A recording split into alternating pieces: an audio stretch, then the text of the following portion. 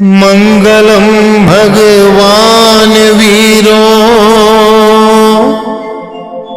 मंगलम गौतमो गणी मंगलम स्थूलिभद्राद्या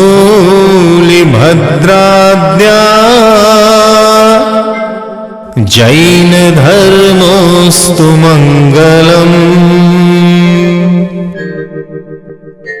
मंगलम मतिमान भिक्षु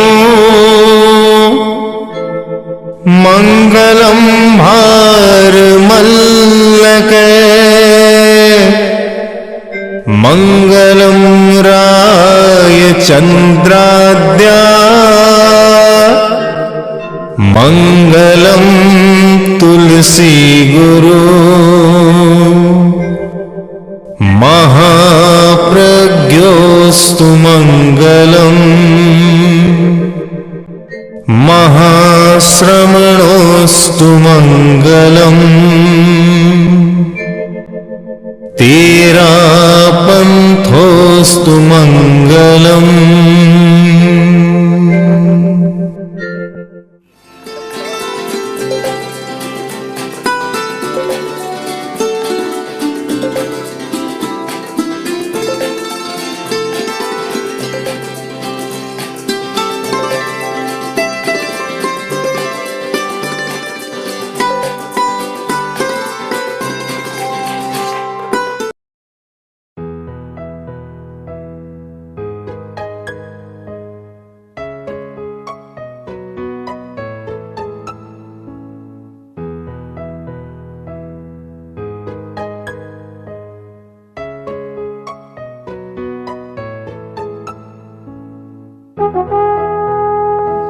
नमो अर्हन्ताणं नमो अर्हन्ताणं।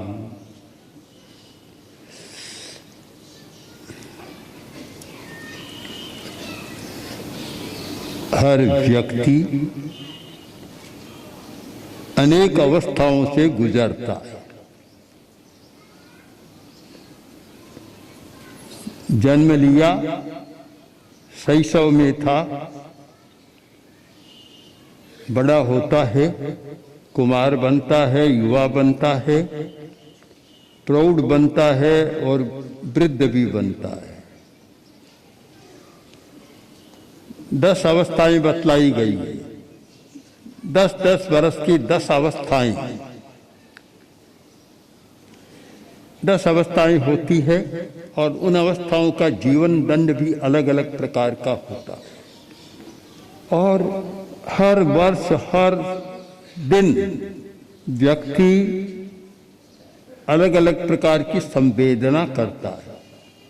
कभी सुख की संवेदना और कभी दुख की संवेदना। एक दिन में शायद ही कोई दिन ऐसा जाता होगा कि जिस दिन व्यक्ति ने सुख की संवेदना न की हो और उस दिन उसने दुख की कोई संवेदना न की हो। अलग अलग संवेदनाएं होती है और प्रश्न भी होता है कि ऐसा क्यों होता है। यह एक स्वाभाविक प्रश्न है और यह प्रश्न उत्तर भी मांगता है। मेघ कुमार भगवान महावीर के पास बैठा है और इस प्रश्न का भी उत्तर पाना चाहता है। तो मेघ कुमार ने कहा, बनते सुखा स्वादा इमे सर्वे सर्वे संति प्रियायुष है। सब जीव सुख चाहते हैं, दुख कोई नहीं चाहता। किसी से भी पूछ लो कि सुख चाहते हो या दुख। छोटे बच्चे से भी पूछ लो, सुख चाहते हो या दुख। सुख उत्तर मिलेगा, सुख, क्योंकि सुख सबको अच्छा लगता है। और सर्वे संति प्रियायुष है। सब जीव जीना चाहते हैं, मरना नहीं चाहता। जीना चाहते हैं, सब में जीने की इच्छा है, जिजीविषा है। और हर आदमी भी अच्छा जीवन जीना चाहता है, पूरा जीवन जीना चाहता है, मरना नहीं चाहता। तो दोनों समस्याएं। मेघ कुमार ने कहा, बनते ये क्या है कि आदमी सुख चाहता है और बिना बुलाए दुख आ जाता है। आदमी जीना चाहता है और मौत आ जाती है। ऐसा क्यों होता है? कारण क्या है इसका? आदमी जो चाहे वह मिले तब तो ठीक बात है, चाहता कुछ मिलता और कुछ है तो वह ठीक नहीं होता। जो चाहे वह मिल जाए तब तो ठीक है, और जो चाहे वह न मिले या उल्टा मिले तो फिर आदमी के मन में प्रश्न भी होता है कि ऐसा क्यों होता है, कारण क्या है? क्या हम जो चाहते हैं हमारी इच्छा के अनुरूप जगत में काम नहीं होता? और अगर नहीं होता तो क्यों नहीं होता? होना चाहिए। दोनों प्रकार की स्थितियां हैं। तो प्रश्न पूछा तो बनते एक प्रश्न और है इसके साथ, क्या कर्ता सुख दुखानाम, यह सुख और दुख का कर्ता कौन है? कौन सुख करता है और कौन दुख करता है? कर्ता कौन है?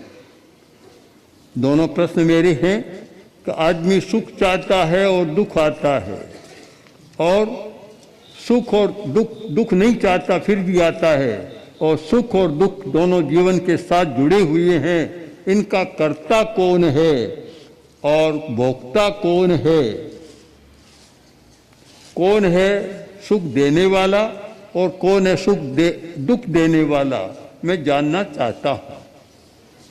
हर व्यक्ति के मन में प्रश्न होना स्वाभाविक है कि सुख देने वाला कौन है, दुख देने वाला कौन है। प्रायः यह आरोपण होता है कि वह आदमी मुझे दुख दे रहा है, सुख दे रहा है इसका तो सुनने को कम मिलता है, वह मुझे दुख दे रहा है ये सुनने को बहुत मिलता है। आज भी अभी कुछ समय पहले एक हरियाणा का युवक बोला कि बहुत ढीला हो गया। मैंने कहा क्या कारण है? कि कारण यह है कि पता नहीं किसी तांत्रिक का प्रयोग करा दिया गया।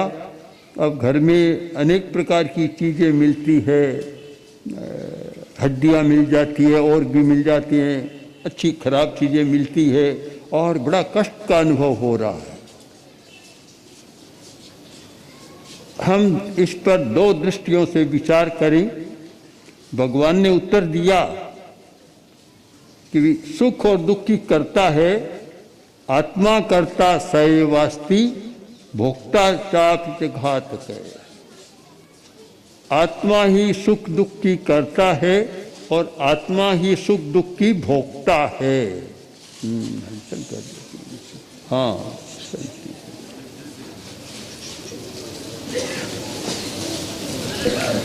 इस पर हम दो दृष्टियों से विचार करें, दो नयों से विचार करें। कि निश्चय नय में तो आत्मा ही सुख दुख की करता है, किंतु व्यवहार नय की दृष्टि से देखें तो सुख दुख का निमित्त कोई दूसरा भी बन सकता है। अपना अज्ञान भी बन सकता है, दूसरे व्यक्ति का सुझाव गलत सुझाव भी बन सकता है, गलत परामर्श भी कारण बन सकता है, और गलत चिंतन भी कारण बन सकता है। अनेक कारण बन सकते हैं, और व्यक्ति का अपना लोभ भी कारण बन सकता है, कारण बन सकता है। एक बार एक ब्राह्मण साधना के लिए गया और साधना करके बीच में तो अच्छा बनी रहा।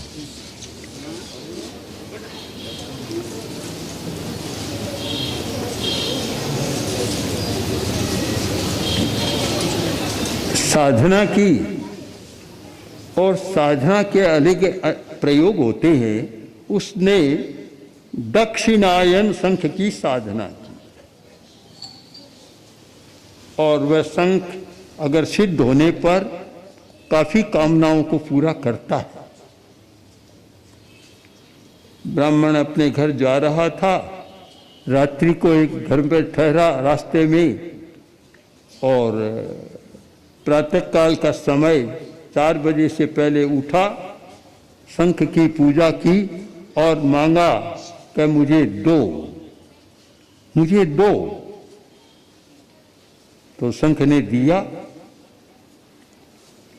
तो जो घरवाले ने सोचा कि ये तो बहुत करामात की बात है कि जो मांगता है उसको मिल जाता है, मिलता है, तो मुझे इस शंख को चुरा लेना चाहिए। वह ब्राह्मण इधर उधर गया, वह घर का मालिक आया और उसकी जगह दूसरा शंख तो रख दिया और उसको चुरा लिया। सोचा बहुत अच्छा हुआ। ब्राह्मण जब गया, पता लगा कि कुछ हुआ है, तो सोचा अभी लड़ाई करने का कोई मतलब नहीं, ये तो बुद्धि के द्वारा ही इस काम को ठीक किया जा सकता है। फिर गया, फिर यात्रा पर गया और फिर एक शंख की साधना की। शंख को लाया, साधना की जरूरत नहीं, लाया और उसी घर पर ठहरा। रात्रि का, वह पश्चिम रात्रि का समय, और उस बैठा और मांगना शुरू किया। उसने कहा कि मुझे 1000 रुपया। शंख बोला 1000 नहीं, लो ये 10,000 रुपया तुम ले लो। उसने, घरवाले ने सुना कि ये तो उससे अच्छा है, वह तो जितना मांगे उतना देता है, ये तो मांगे उससे 10 गुना देता है, बहुत अच्छा है, तो क्या करूं। वैसे ही उपाय खोजा, कहीं ब्राह्मण इधर उधर हुआ और वह पहले वाला शंख तो रख दिया, इस शंख को ले लिया। ब्राह्मण अपने शंख को पाकर चला गया। अब आत्मा कैसे कर्ता विकर्ता बनती है, अपनी प्रवृत्तियां, अपना चिंतन, अपना एटीट्यूड, अपना भाव किस प्रकार कर्ता बनता है। एक बहुत स्पष्ट उदाहरण है कि उस व्यक्ति के मन में अति लोभ का भाव आया और उस लोभ ने संपत्ति को गंवा दिया और हाथ में एक दूसरा शंख ले लिया। अब दूसरा दिन रात्रि का समय, 4 बजे का समय, उठा और बोला कि मुझे 2000 रुपया। उसने कहा 10,000। कहलाओ 10,000, कहलो 20,000, कहलाओ 20,000, कहलो 40,000। बोलता चला गया। उसने कहा 2, तो बस तुम बोलते जाओ और मैं बोलता जाऊंगा, और कुछ नहीं है। तो ये क्या? तो वह बोला, अरे दक्षिणायन शंखस्य चरित्रम भिन्नमस्ति। तुम जानते नहीं हो, वह दक्षिणायन शंख था, पहले तुमने जो लिया था उसका चरित्र भिन्न होता है। और अहं डफोल शंखोस्मि बदामि न ददामि च। मैं तो डफोल शंख हूँ, बोलता हूँ, देता कुछ भी नहीं, देना नहीं जानता, बोलना जानता हूँ। उसने सोचा ठगा गया। अब हम इस कथा वस्तु पर विचार करें कि वह ठगा गया। किसने ठगा? अपने ही प्रवृत्ति ने, अपनी ही लोभ की प्रवृत्ति ने। पहले तो चोरी की प्रवृत्ति ने वह शंख लिया और अपने लोभ इसका इतना बढ़ गया और उस लोभ से ठगा गया कि वह दक्षिणायन शंख हाथ से निकल गया और यह डफोल शंख हाथ में आ गया। हर घटना का हम विश्लेषण करें तो पता चलेगा कि आदमी स्वयं माया जाल रचता है और अपने ही मक्कड़ जाल में स्वयं फंस जाता है। आप दुनिया के बहुत सारे कार्यों का विश्लेषण करें, बहुत सारी नीतियों का विश्लेषण करें कि जो नीति निर्माण करते हैं, नीति निर्माण करने वाले अपने ही मकर जाल में फंस जाते हैं। इन सारे संदर्भों में हम विचार करें तो निष्कर्ष सामने आएगा कि कर्ता मूलतः आत्मा है और दूसरा कहीं कहीं निमित्त बन सकता है। तर्कशास्त्र में 2 कारण माने गए हैं, मूल कारण और निमित्त कारण। 3 भी हो सकते हैं सहकारी, पर मूल 2 हैं, निमित्त कारण। निमित्त कारण साधन बनते हैं, सुख के निमित्त भी बनते हैं और दुख के निमित्त भी बनते हैं, पर मूल कारण नहीं है। आत्मा कर्ता विकर्ता च, उत्तराध्ययन सूत्र का भी अप्पा कर्ता विकर्ता ये, आत्मा ही कर्ता विकर्ता है। दुहाणय सुहाणय, दुख और सुख का कोई कर्ता नहीं है। हाँ, क्योंकि संवेदन किसको होता है? संवेदन, संवेदन चेतना को होता है, जड़ वस्तु को संवेदन नहीं होता। एक आदमी को बहुत धन की प्राप्ति हो गई, सुख का संवेदन हुआ। एक व्यक्ति के घाटा लग गया, दुख का संवेदन हुआ। बस संवेदन पैसे में नहीं था, पैसा था तो उसका संवेदन नहीं, चला गया तो भी उसका संवेदन नहीं। संवेदन किसको होता है? जड़ वस्तु में संवेदना नहीं होती, वह चेतना में होती है।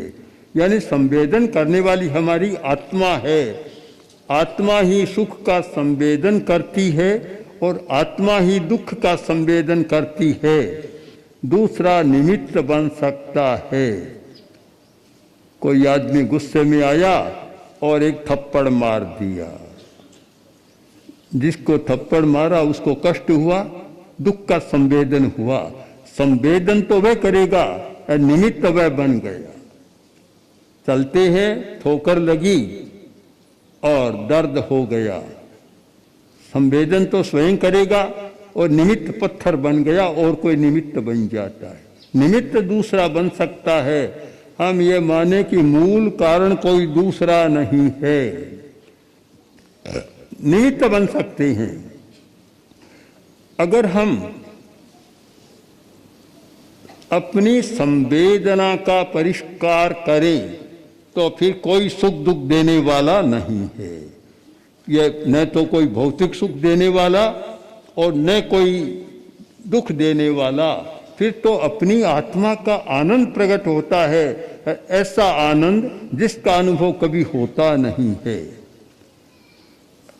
लोग भौतिक सुख दुख से परिचित हैं। एक वस्तु मिली, सुख हुआ, अनुकूल योग मिला, सुख हुआ, इससे तो परिचित है।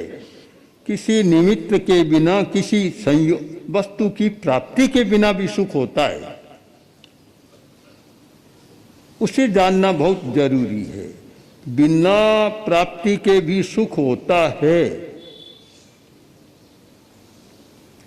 देखता हूं हम लोग सरदार शहर आ रहे थे, लोगों ने कहा कि सरदार शहर की जनता में बहुत उत्साह है, सुख है, आनंद है, सुख की लहर है। हमने क्या दिया? कुछ दिया नहीं हमने तो, न धन दिया, न कोई आशीर्वाद दिया, न और कुछ दिया, कुछ भी नहीं दिया। फिर भी सुख किस बात का? यह सुख वस्तु की प्राप्ति से होने वाला सुख नहीं है, यह सुख आत्मानुभूति से प्राप्त होने वाला सुख है। हम इसको समझें कि संयम में भी सुख होता है। एक परिवार के दो सदस्य, दो महिलाएं हैं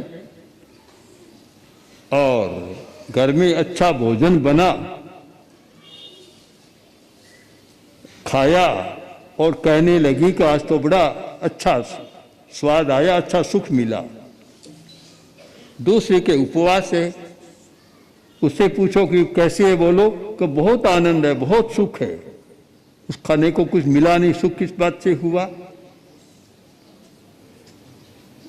बहुत सारे लोग कहते हैं, वृद्ध अवस्था में हैं और वे कहते हैं कि देखो ध्यान रखना, मैं अनशन के बिना न चला जाऊं, न चली जाऊं। अब अनशन में कौन सा सुख मिलेगा?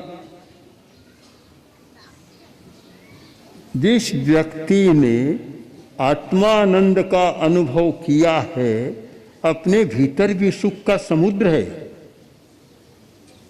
आप न माने कि वस्तुओं से सुख मिलता है। आत्मा का लक्षण है अनंत ज्ञान, अनंत दर्शन, अनंत चारित्र या अनंत आनंद और अनंत शक्ति ये हमारे भीतर है। जो व्यक्ति भीतर का सुख लेना जानता है उसे बाहर के सुख भी फीके लगने लग जाते हैं। एक उदाहरण बताऊं, जैन विश्व भारती में तुलसी अध्यात्म निडम में शिविर था। शिविर संपन्न हुआ और लोग जाने लगे। मैं उधर टहल रहा था, एक भाई आया, आकर वंदना की और खड़ा हुआ, रोने लग गया, आंखों में आंसू। तो मैंने देखा क्या कारण बना। मैंने पूछा क्या किसी ने कोई आपका कुछ अपमान किया है? कि नहीं नहीं, यहाँ तो बहुत अच्छा वातावरण। तो और कोई आपको कुछ हुआ? कि कुछ भी नहीं हुआ। तो फिर आंखों में आंसू क्यों? बोला ये दुख का आंसू नहीं, ये हर्ष का आंसू है। हर्ष का है और साथ साथ कष्ट का भी है। मैं किस बात का कष्ट? बोला कि मैं आज 10 दिन के बाद शिविर को छोड़कर जा रहा हूँ, मुंबई से आया हूँ, उस मोहमयी नगरी में रहता हूँ और संपन्न आदमी हूँ, करोड़पति आदमी था, बहुत संपन्न आदमी था, बहुत संपन्न हूँ।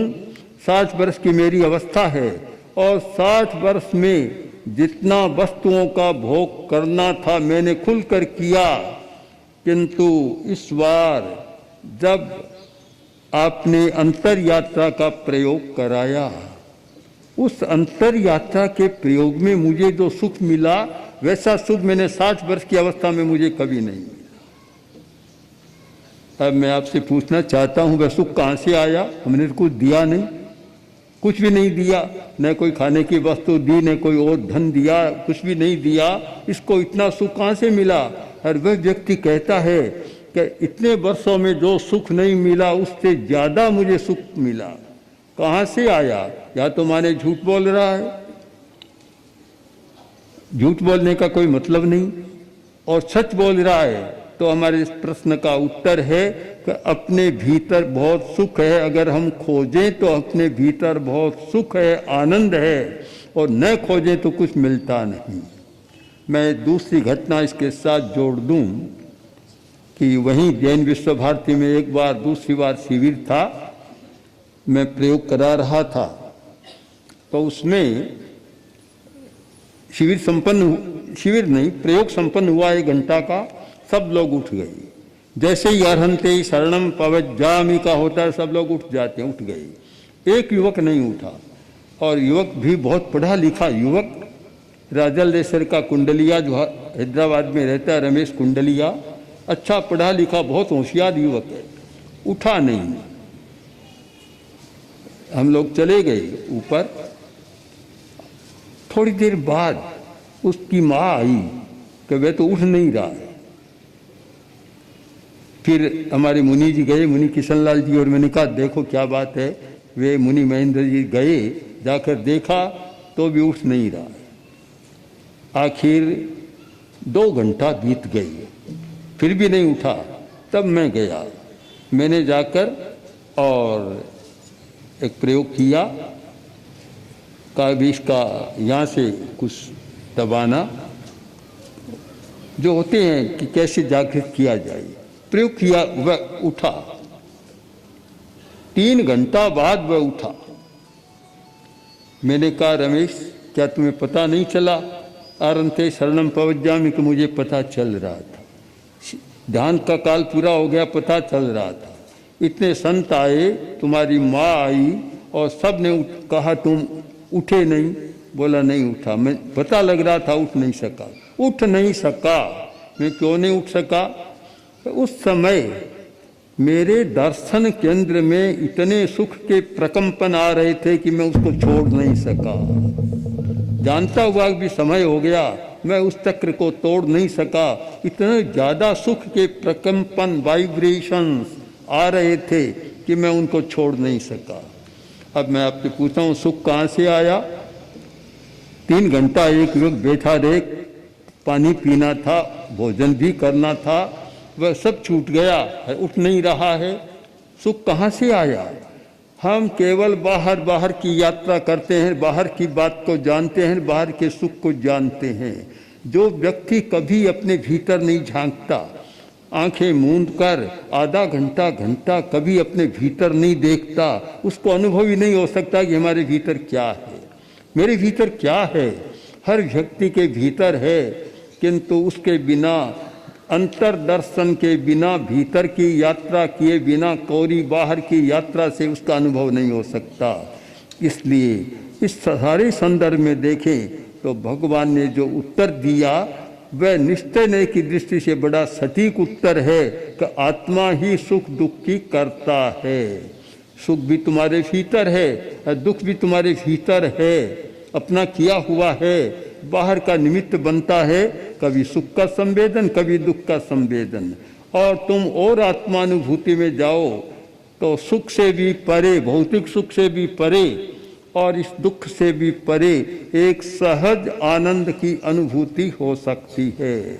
हम लोग भी ध्यान का प्रयत्न इसलिए करते हैं, शिविर भी इसलिए होते हैं, प्रेक्षा ध्यान का भी यही है कि हर व्यक्ति के ये समझ में आए कि केवल ये बाह्य जगत ही हमारा जगत नहीं है, एक दूसरा भीतर का जगत भी हमारा जगत है। हम बाहर जगत से मुक्त होकर और कभी कभी उस भीतर की अंधेरी गुफा में, गहन गुफा में जाने का प्रयत्न करें और वहाँ क्या है उसका अनुभव करें, तो बात समझ में आएगी। वास्तव में आत्मा ही सुख और दुख की करता है, आत्मा ही भोगता है और आत्मा ही अपनी अनुभूति के द्वारा इन सुख दुख के चक्र से मुक्त हो सकता है। ओम।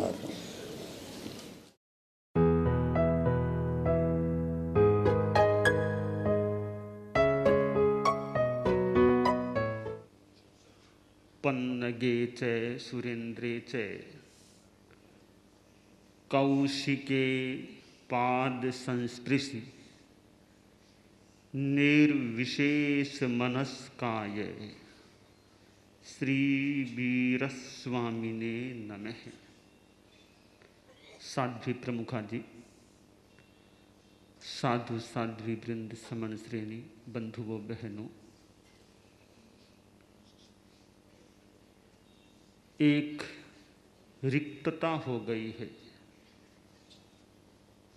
परम पूज्य गुरुदेव पधारते प्रवचन के लिए तो मैं अगवानी करने के लिए सामने जाया करता और अपने हाथ का सहारा देकर उन्हें स्टेज पर लाया करता। वापिस पधारते मैं हाथ का सहारा देकर उन्हें पहुंचाया करता।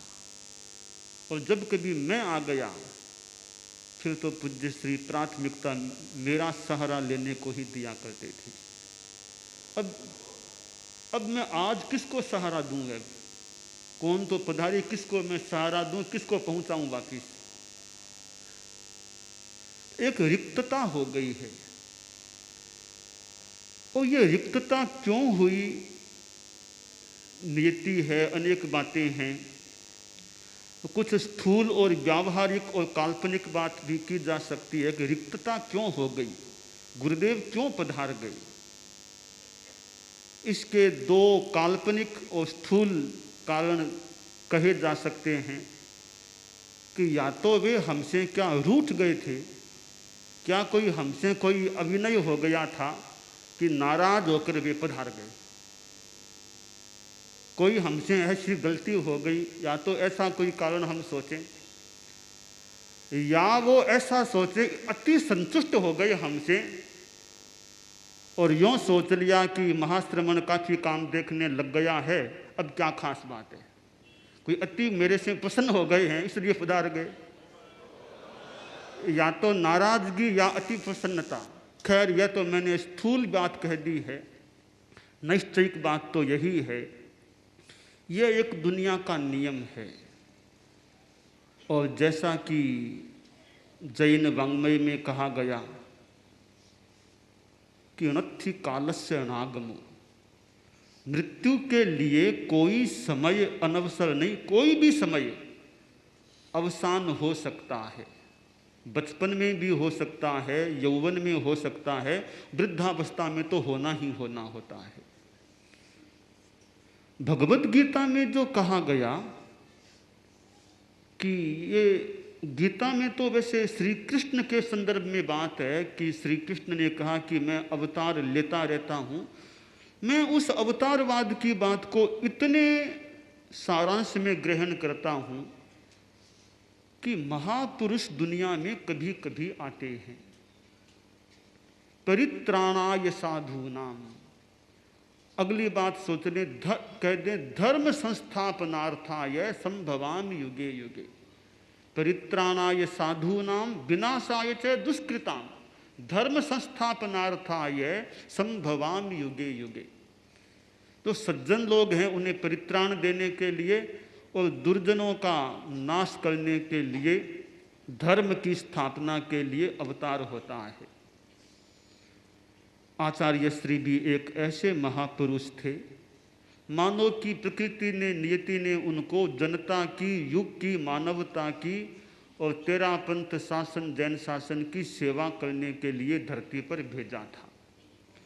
आचार्य बनने के बाद ही वो पहले से ही कितनी सेवा कर रहे थे। उनके पूरे जीवन काल को देखें और आपको कुछ जानकारी करना हो तो मेरे द्वारा तैयार की गई महात्मा महाप्रज्ञ पुस्तक को देखें। हालांकि अब तो मैं यह सोच रहा था कि मेरी पुस्तक तो अधूरी थी, पुस्तक को पूर्णता तो मुझे अब देनी है, अब पूर्णता तक पुस्तक जा सकेगी। मैंने तो सोचा था कि 9 दशक करीब करीब हो गए हैं, अगला अध्याय 10वां दशक का मेरा रह सकेगा, पर 10वां दशक के अध्याय की तो मेरी कल्पना ही रह गई। 9 दशक तक ही मुझे ग्रंथ को संपन्न करना होगा, ऐसा संभव है। जहाँ तक स्वास्थ्य का प्रश्न है, मैं कई वर्षों से पूज्य श्री के आसपास ही रहता हूँ या कुछ पहले से भी जानता हूँ। वैसे स्वास्थ्य कुछ कमज़ोर रहा करता था, पेट की थोड़ी समस्या रहा करती थी, कुछ आम की समस्या या कभी दस्त, कभी अधिक लग जाना, थोड़ी पाचन की समस्या रहा करती थी। और वैसे एक वो कुछ जुकाम कह दें, सर्दी कह दें, साइनस का कह दें, वो भी प्रकोप यदा कदा हो जाता था और कफ का भी रहता, बार बार उन्हें कफ थूकना भी पड़ता था। तो यह समस्या उनके स्वास्थ्य में रहा करती थी। अहिंसा यात्रा हुई तो अहिंसा यात्रा प्रायः काफ़ी स्वास्थ्य की दृष्टि से काफ़ी ठीक रही। कितने प्रांतों की यात्रा हो गई और उस यात्रा में प्रायः रोज प्रवचन भी करते और मुझे लगा काफ़ी शरीर सक्षमता युक्त है। तो मैं तो संभवतः अनेक बार कह चुका कि यह शरीर की जो सक्षमता है, इसमें हमारा सौभाग्य, खास करके मेरा सौभाग्य है कि पूज्य गुरुदेव का शरीर अभी इतना सक्षम है, वरना 80 वर्ष के बाद शरीर में शिथिलता आ सकती है और कार्य करने की क्षमता कम हो सकती है। पर मुझे संतोष होता कि हमारे परम पूज्य गुरुदेव का अभी शारीरिक बल भी काफ़ी ठीक है, वे काफ़ी सक्रिय हैं, कार्य करने में सक्षम हैं।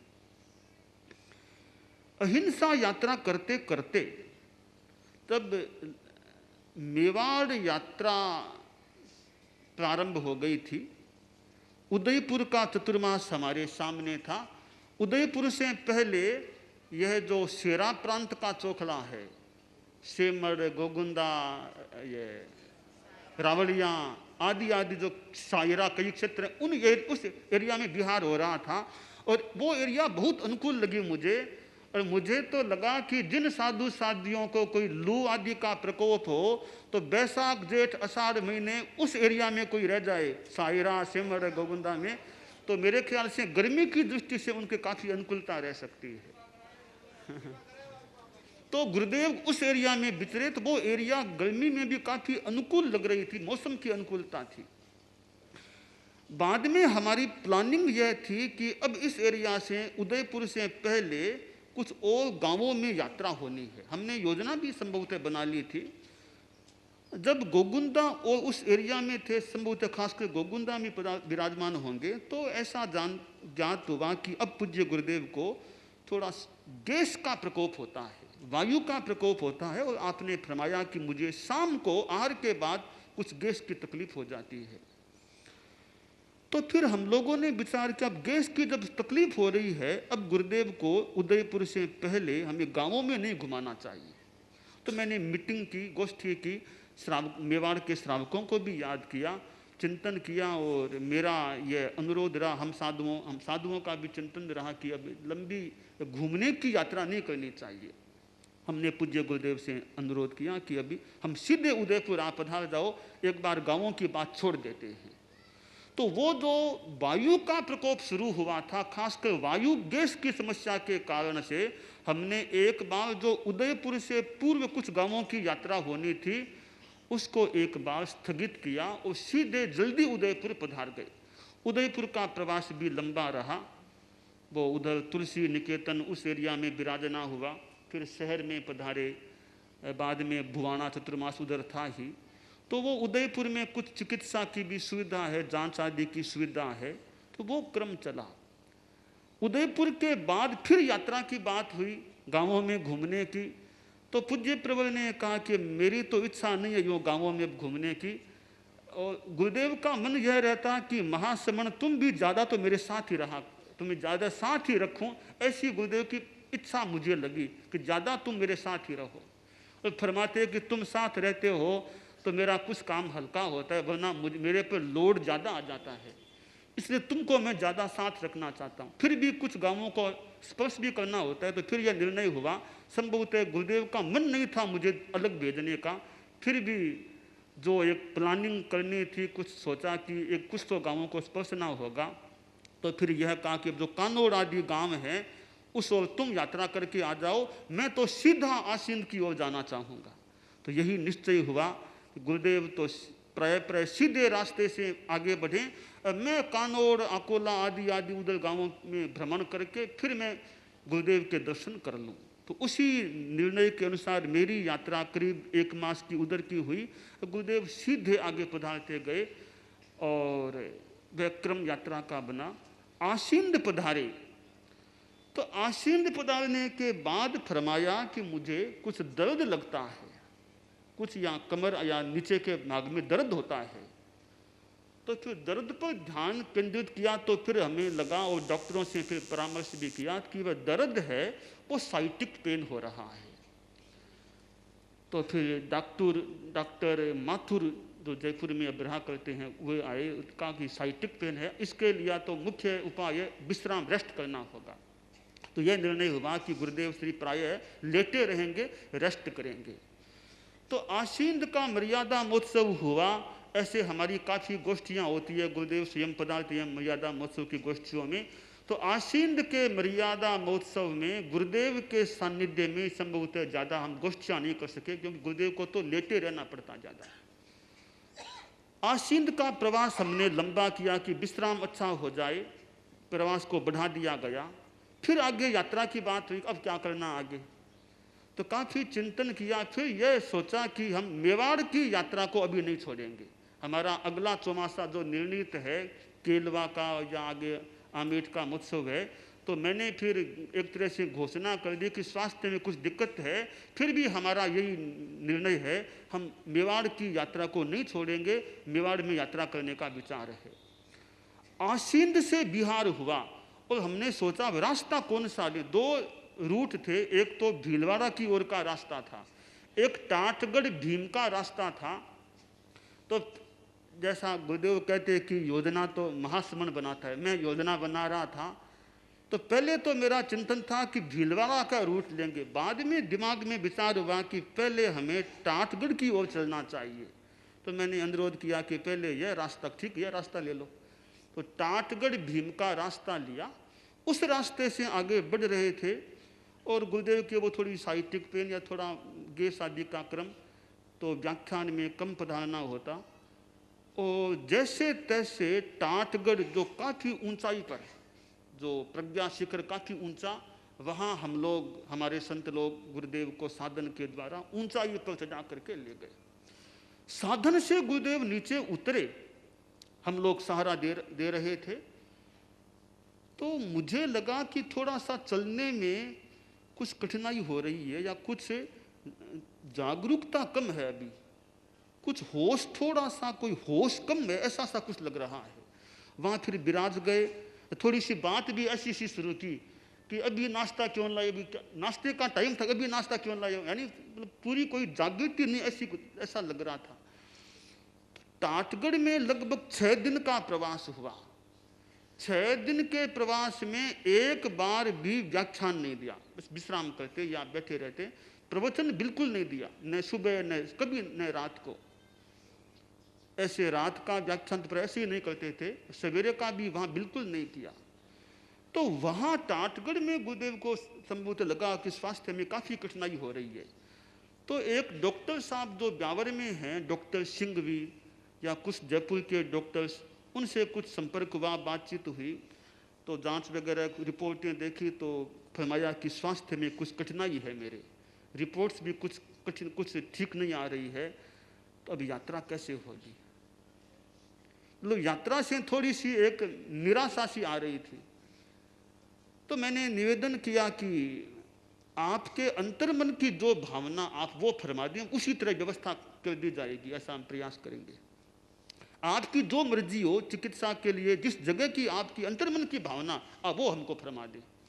तो मैं बैठा था पास में, मैंने कहा जो भी आपकी अंतर्मन की इच्छा वो आप मुझे फरमा दें, कहाँ मर्जी है पधारने की। तो फरमाया कि जयपुर ठीक रहेगा। मैंने कहा ठीक है। हमने उस ओर ध्यान दिया और कुछ मेवाड़ के श्रावकों को भी याद कर लिया, उनका भी स्वास्थ्य की कुछ अनुकूलता कम है, तो एक बार हम जयपुर में चेकअप कराना चाहते हैं। हालांकि मेवाड़ का तो काफ़ी एक अनुरोध था, भावना थी, हम उस सब भावना अनुरोध सबको हमने चीर करके आगे निकलने का निश्चय किया और वहाँ एक बार जयपुर जाना ये निर्णय कर लिया। टाटगढ़ से बिहार हुआ, ये ब्यावर अजमेर इस रूट से आगे बढ़ रहे थे। तो एक बार गुरुदेव ने तो कहा कि मेरी स्थिति तो काफ़ी नाजुक है स्वास्थ्य की, जैसे कभी गुरुदेव तुलसी अनुभव करते कि स्वास्थ्य ठीक नहीं, वो स्थिति मेरी हो रही है कि मुझे भी काफ़ी प्रतिकूलता लगती है, अब मुश्किल से रास्ता पार हो रहा है ये। तो वो थोड़ा रूट भी लंबा था, तो जैसे तैसे हमने उस रास्ते को पार किया, गुरुदेव को यानी पार कराया कर दें, कुछ भी कर दें, हमने यात्रा कराई साधन से और जयपुर पधार गई।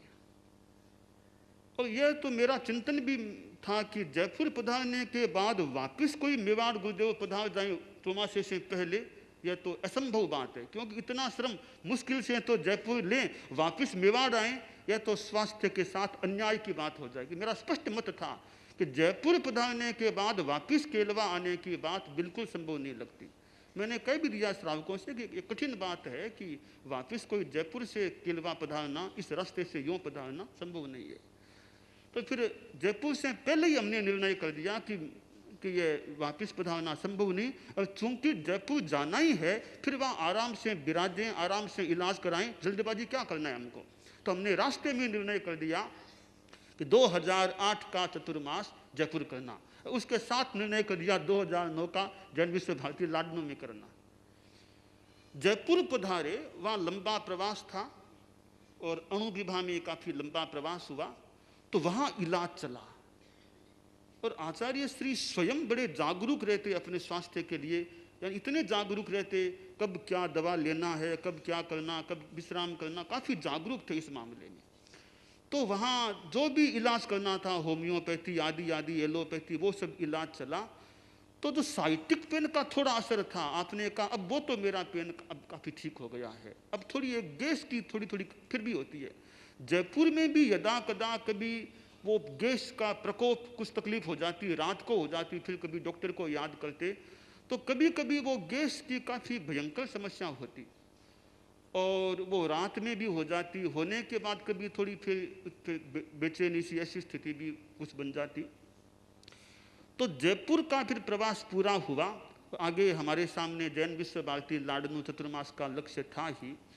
जयपुर का प्रवास करके फिर हमने थली की ओर प्रस्थान किया और यह निर्णय हमने कर लिया था कि अब बस गुरुदेव के लिए यात्रा बंद है।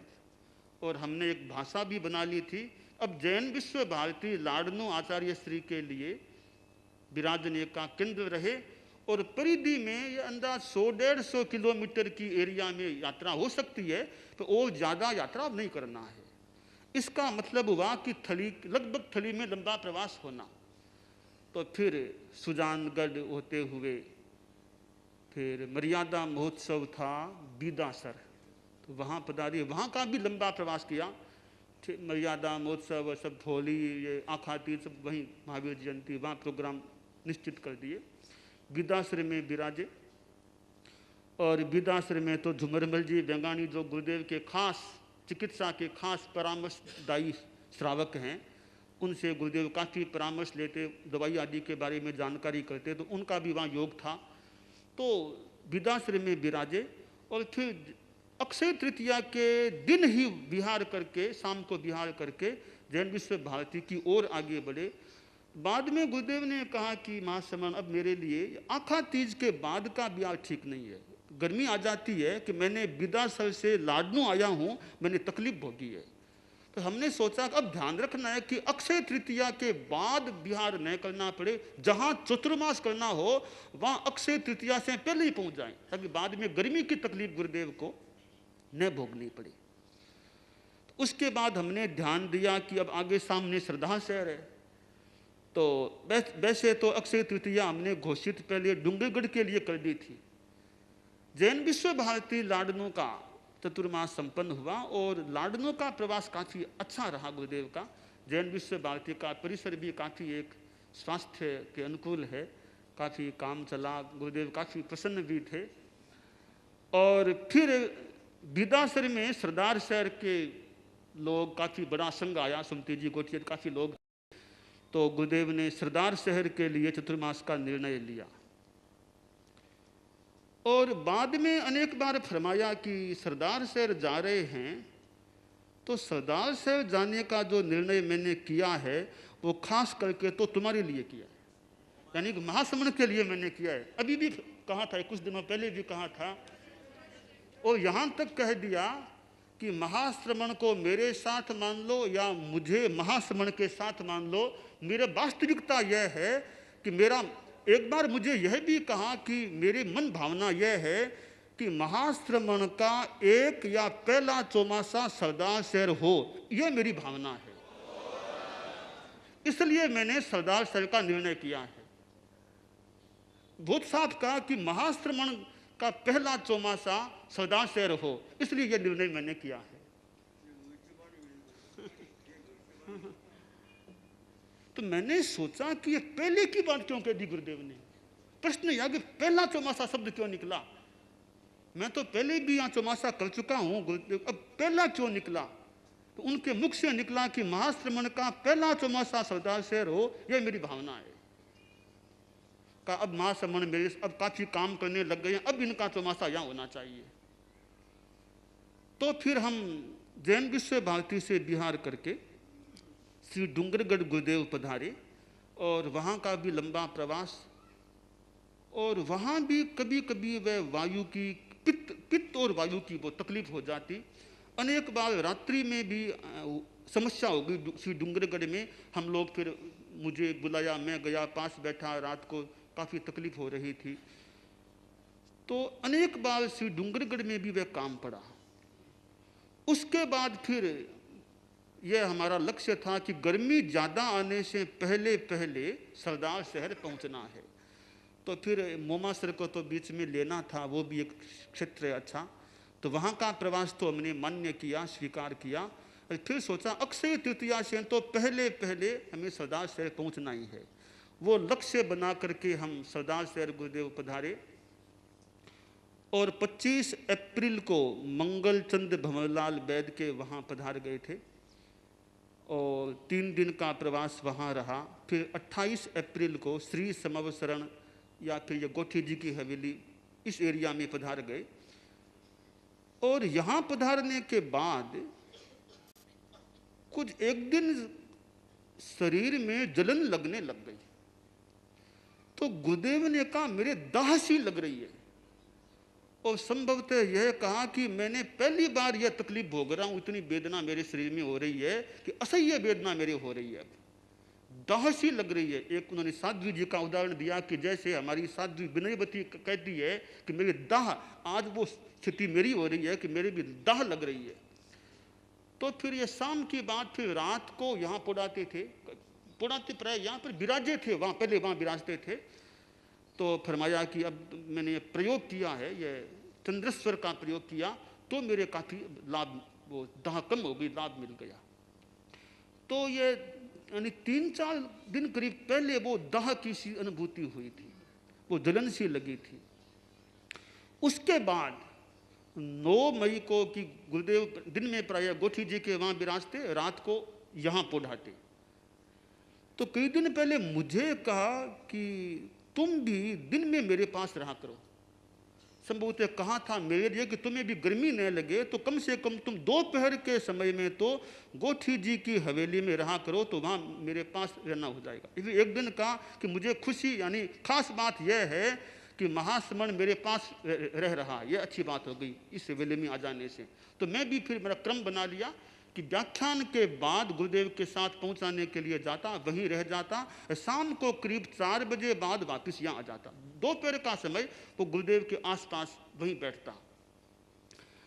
अब नियति पता नहीं क्या कराती है, क्यों मुझे दोपहर में वहाँ रहने का निर्देश मिला, वरना मैं तो यहाँ बैठता था। पहले यह चिंतन था कि तुम यहाँ रहो ताकि यहाँ की तुम पूरी संभाल कर सको, मैं वहाँ रहूँगा तो यहाँ इतने संत लोग हैं, तो एक हम दोनों में से हमें एक को यहाँ रहना आवश्यक है। तो निर्णय किया मैं यहाँ रहूँ और गुरुदेव वहाँ विराज जाएँ दिन में। फिर कहा नहीं, अब मैंने सोचा है, मेरे ये जच्चा है, हमारा जच्ची है कि तुम भी दोपहर बैठी आ जाया कर। वो ठीक है, मैं वहाँ आ जाता हूँ। तो मैं फिर वहाँ जाने लग गया। अब मुझे दोपहर में वहाँ रहने का निर्देश मिला, मैं वहाँ रहने लग गया। तो वो 9 मई का दिन आता है, बैसाख, द्वितीय बैसाख कृष्णा एकादशी का। तो दोपहर का समय था, तो हमारा वो स्वाध्याय चलता है। तो गुरुदेव के थोड़ी सी दूरी पर ही मैं बैठता भिक्षु वाङ्मय के साहित्य के लिए। काफ़ी हमारे साधु साधियाँ वहाँ हमारे साथ बैठते, पास बैठते। हम स्वाध्याय, मैंने थोड़ा सा स्वाध्याय शुरू किया, कुछ हम आगे बढ़े थे। इतने में मुनि रजनीश कुमार जी संभवतः आए थे। आज एक बार गुरुदेव के पास पधारो, स्वास्थ्य ठीक नहीं है। तो मैं तत्काल मैंने उठा, मैं बिल्कुल पास ही वो स्थान था, कमरा था, अंदर गया तो मैंने देखा एक छोटे पट्ट पर आचार्य श्री विराजमान हैं। और मैंने देखा यूँ थोड़े से स्थिति कुछ गड़बड़ा रही है, यूँ कुछ हो रहा था। तत्काल मैंने थोड़ा पाठ बोलना शुरू किया, संत सतियाँ भी आ गए। कोई आधी या 1 मिनट हुई होगी, मेरे देखते देखते, हमारे देखते देखते बस नस नीची हो गई, नस नीची हो गई। ये तो भयंकर स्थिति हो रही है। फिर संतों ने, हमारे साथ संत, उन्होंने संभाला और गुरुदेव को उठा करके, छोटे पट्ट से उठा करके जो बड़ा पट्ट पास में था उस पर उनको पुढ़ाने की मुद्रा में बिठाया। तत्काल मैंने कहा डॉक्टरों को बुलाओ। डॉक्टर लोग भी आ गए और हमारे संत लोग भी थे, इधर डॉक्टर भी आ गए। और फिर जो भी देखना था, चेकअप करना, कुछ प्रयास करना, यानी प्रयास यह था कि जैसे तैसे बचा लें, जैसे तैसे ठीक कर दें, ये कुछ भी कह दें। आदमी का तो पुरुषार्थ करना फर्ज है। हमने सोचा अब कुछ पुरुषार्थ करें। डॉक्टरों ने पुरुषार्थ किया कि जैसे तैसे वो हार्ट का हो तो वो ठीक हो जाए, श्वास ठीक आने लग जाए। तो वो प्रयास तो किया, पर कई बार यह पुरुषार्थ की भी सीमा होती है। पुरुषार्थ भी हमारी दुनिया में असीम नहीं है। एक सीमा तक पुरुषार्थ काम कर सकता है, जहाँ उसकी सीमा से बाहर की बात हो वहाँ पुरुषार्थ भी अरण्य रोदन के समान बेकार हो जाता है। हमने पुरुषार्थ किया, डॉक्टर लोग आदि पुरुषार्थ कर रहे थे। इधर मुनि श्री कृष्णलाल जी भी वो अपनी ओर से मुख में फूंक देना, ऐसा कुछ अपना जो संभव था वो कर रहे थे। मतलब डॉक्टर लोग चेकअप करते, कभी कुछ करते, कभी तो मैंने फिर उधर फिर वो ऑक्सीजन की व्यवस्था भी हुई। मैंने मन में सोचा कि यह जो पुरुषार्थ है वो कोई कार्यकारी है या नहीं। मतलब या तो अंतिम कोई बात सोचें, जो भी करना हो, संथारा जो भी वो सोचें फिर। परंतु फिर मैंने देखा कि अब तो कोई होश की बात नहीं लगी, या तो प्राण चले गए थे या होश नहीं था। बिल्कुल कायस्वर की मुद्रा में पोढ़ाए हुए थे। और शायद संभव तो यह है कि जब यह नस नीची हुई थी, वो नस नीची होने के साथ ही संभवतः गुरुदेव का देवलोक गमन हो गया होगा। फिर तो हमारा उपचार था, प्रयास था कुछ करने का, कुछ भी हो तो ठीक हो जाए। तो हैं, हाँ, थोड़ा स्पंदन हो सकता है। नाड़ी देखी थोड़ी, करते करते बाद में ये मुन्ना लाल जी सेठिया आए हुए थे, नाड़ी देखने वाले। उन्होंने भी कहा अब तो नाड़ी भी कोई नहीं लग रही। इधर जय कुमार जी थे, इधर डॉक्टर लोग अपना चेकअप कर रहे थे। फिर हमने कहा भी अब है क्या, बताओ बात है क्या आखिर। तो डॉक्टर जतन वैद और डॉक्टर गोलछा, दो डॉक्टर थे। तो हमने फिर संतों ने मेरे पास उनको भेजा कि युवाचार्य से बात करो आप। फिर उनका कथन था कि अब कोई आशा नहीं है, कोई स्थिति नहीं है।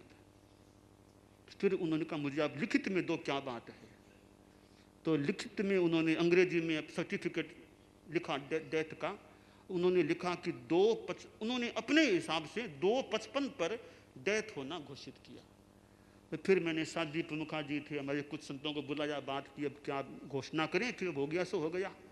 तो थोड़ा मैंने परामर्श लेकर मैंने घोषणा कर दी कि आचार्य हमारे पूज्य परम पूज्य गुरुदेव आचार्य श्री महाप्रज्ञ जी अब संसार में नहीं रहे, देवलोक गमन हो गया है। उसके बाद मुख्य नियोजिका जी ने एक मुझे बात कही थी कि एक कोई विशेषज्ञ ने कुछ बात इन दिनों में कही थी कि कुछ ऐसा होने वाला है, फिर 2 घंटा के बाद वापस वे जागृत हो जाएंगे। तो आप हमें ध्यान देना चाहिए, 2 घंटा तक बॉडी को रखें ताकि वापस कोई प्राण चेतना आ जाए। मैंने कहा ठीक है, हम ध्यान रखते हैं।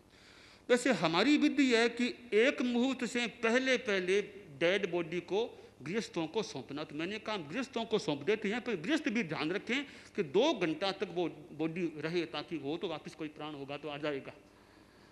तो फिर मैंने देखा 2 बजे से घटना शुरू हुई थी। मैंने कहा 4 बजे तक हम देख लेते हैं, उसके बाद जो करना सो करना है। तो लगभग 4 बजे के पार हो गया, तब उनका 2 घंटा तो बीत गए, अब तो जो भी करना सो करना। तो फिर मैंने जो उससे पहले जो हमारी विधि है कि डेड बॉडी को आमतौर से उत्तराधिकारी बोसरे करता है, तो मैंने हमारे साधु साधियों सब पास में थे, तो फिर मैंने यह श्रावक समाज के लिए कहा कि अब यह बॉडी जिससे हमने इतना मिला, जिस बॉडी ने इतनी सेवा की, जिसने मेरी भी इतनी सेवा की, मुझे आगे बढ़ाया, आज उसी देह को मैं बोशिरामी कहता हूँ। और हमने देह को श्रावक समाज को सौंप दिया। उसके बाद फिर मैं भी फिर बाहर आ गया था, फिर बाहर बैठ गया, कितने लोग भी हैं, बाहर आ गया। और डेड बॉडी को बोसरे करने से पहले हमारी विधि है कि जब से मृत्यु का निर्णय हो या लग जाए, उसके 36 मिनट बाद एक बार परीक्षण करना साधुओं के द्वारा, यानी हमारी द्वारा, कि श्वास है तो नहीं। तो डॉक्टरों ने 2:55 का ऐलान किया था मृत्यु का, तो हमने लगभग 2:31 के आसपास हमारे 3:31 पर यह टेस्टिंग की। सुनिर्मल जी स्वामी बड़े संत हमारे, उनको कहा आप टेस्टिंग करो। तो खासकर ये थे टेस्टिंग करने में, तो आपने रुई का प्रयोग किया। आपने कहा कोई प्राण की बात नहीं है, रुई बिल्कुल निस्थिर है, कोई प्राण की बात नहीं।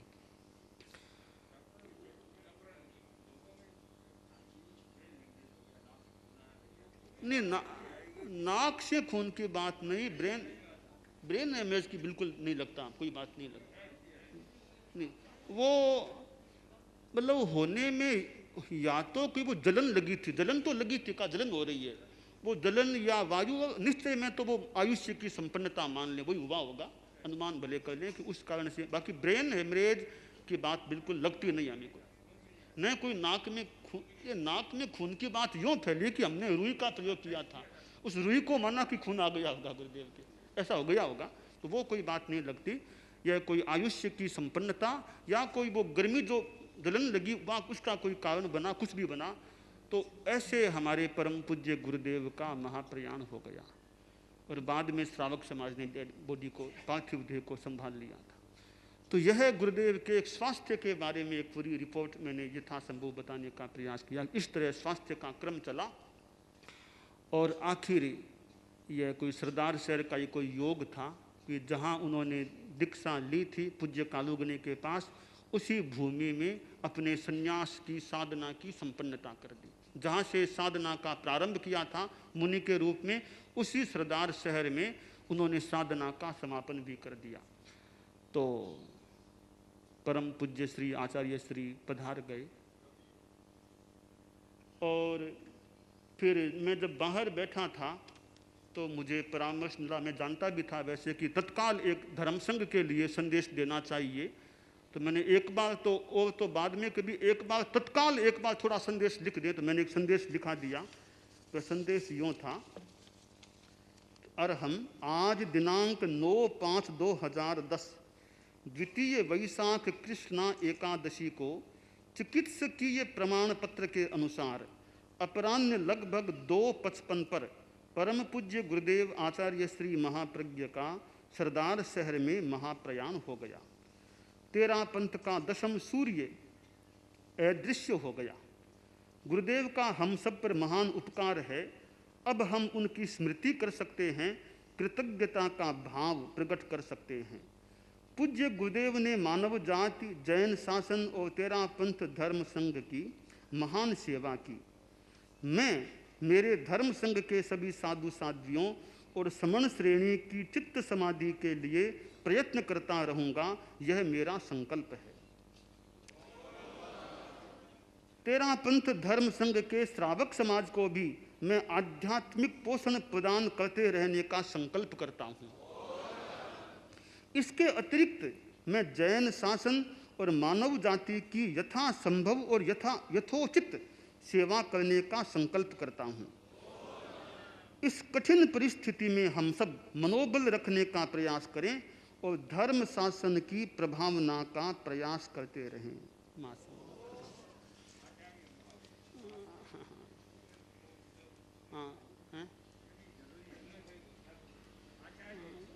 परम पूज्य और आचार्य एक श्री बात और महाप्रज्ञ उसके का बाद हमने आगम परंपरा के अनुसार 4 लोग की ध्यान की विधि संपन्न की। उसी गोटी जी की हवेली में हमारी विधि है कि आचार्य या साधु किसी का भी देहावसान के बाद कायोत्सर्ग करना, हमने वहीं पर वो कायोत्सर्ग भी किया, 4 लोग की विधि का अनुपालन किया।